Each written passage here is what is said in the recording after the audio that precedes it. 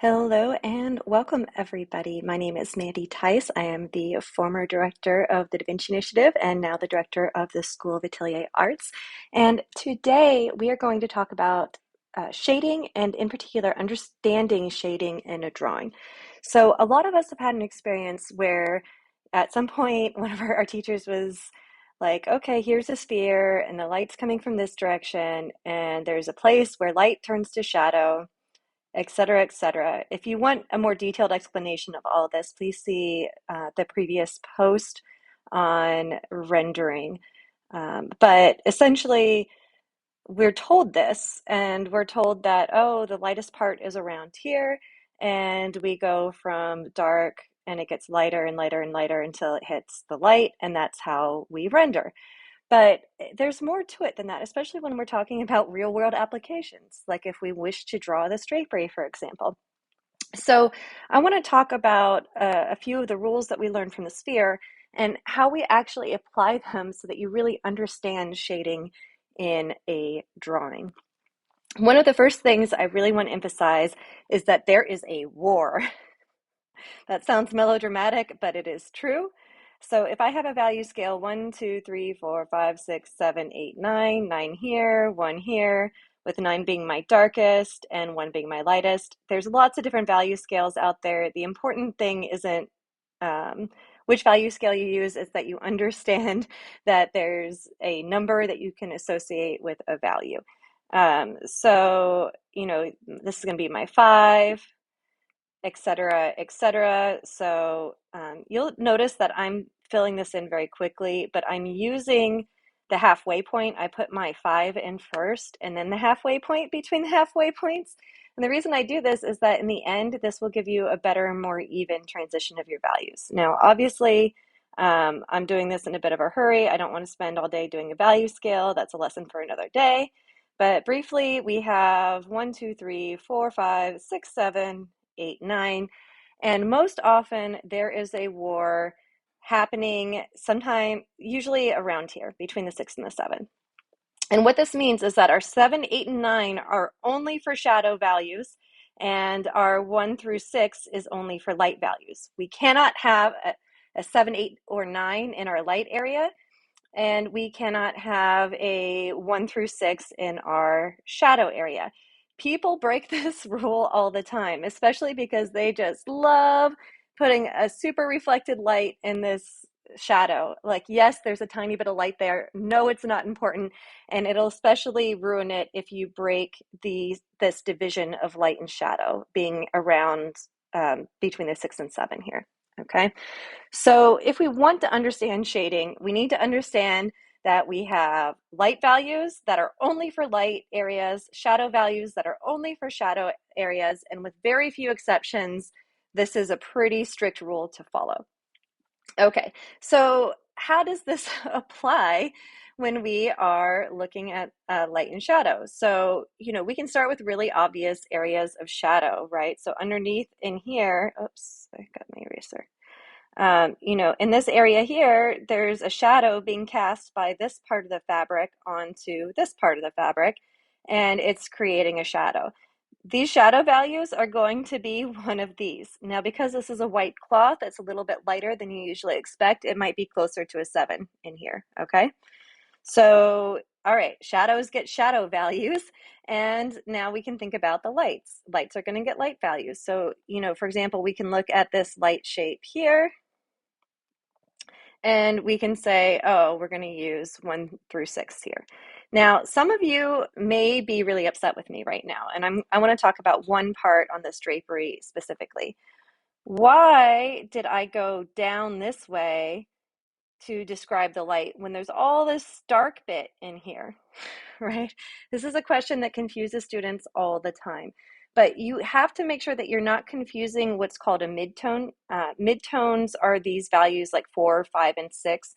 So they belong to the light side, but they can get dark enough, especially when you get into the 6, where it can be confusing as to whether or not it's a light or a shadow.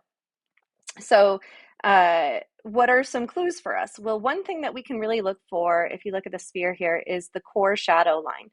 Because what's happening is as this light is bouncing, and yes, we get a little bit of reflected light in there, What happens is that this part, this core shadow, starts to appear darker than anything around it. Let me go all the way black just to really emphasize this core shadow, okay? This is called our core shadow. The core shadow is created because light is bouncing, and the further light has to go, the less of it's going to get in. So by the time the light bounces all the way to the core shadow, which is the exact place where the sphere is turning away from the light and into the shadow, again, check out our previous posts for more information on this. What happens is it creates the illusion of a dark band around the sphere here. And that's what's happening here. If you look really closely at this drapery, you can see this dark band coming around here. So the form is turning in this direction, and this band is the exact place where light turns from shadow. It is not to be confused with our midtones, which are here, right? This part of our drawing is like a 5 and a 6, okay? It's not a shadow. And this is so hard for students to determine. And this is why it's so hard when students, train with the theory of the sphere, but don't actually apply it under a teacher who can help them understand how it applies, right? It's only theory until you have real world applications of it. And that's why in the online Atelier Painting Bootcamp, I train with students directly. They get critiques from me twice a week, coaching them, making sure that they know exactly how to apply, the theory in real world situations and their own still life setups and their own sphere paintings, whatever it is that they're working on. Everybody does their own project at their own pace, but they get individualized critiques from me twice a week. So if you are ready to take your training to the next level, if you're tired of mucking around making mistakes that an instructor can easily help you correct, and if you aren't one of those people who has like $15,000 and the ability to move across the country or the world to train in an in-person atelier, you might find that our online atelier is exactly what you're looking for. Okay, so back to understanding shading and drawing. What's happening here is that we have to maintain the division between our light values and our shadow values. And if we know this going into a painting, then we are more likely, or sorry, a drawing, then we are more likely to get the right values in the right place. Okay, so understanding the division between shadow and light. Let's point out a few other places so we can continue practicing. Here, in this area up here, what's happening is this fold here is casting a shadow onto the fold below it. And so what's happening is we have a cast shadow, which is different from a core shadow, right? So this is a cast shadow from this onto this. And it's different because it doesn't have this soft core shadow line that we saw here. This is a core shadow where the form itself is turning away from the light. This is a cast shadow, so it's just an abrupt change where the shadow's being cast and then up here it's light again. Now the form is also wrapping this way. Okay, let me get this other mark off this. So it's wrapping this way, okay? And there's an exact place where this form is turning from the light into the shadow. And it is also somewhat subtle, okay? You can see kind of this jagged core shadow line just barely emerging right here. But do you see how light this area is? So it's confusing. We want to ask ourselves, is it light? Is it shadow? But what's happening is that the form is turning inwards onto itself in this area here. All right. Okay. What else do we have here? We have a cast shadow here, coming around this way. Here's another cast shadow. In this case, we can't see the box, but the box is casting the shadow here. We have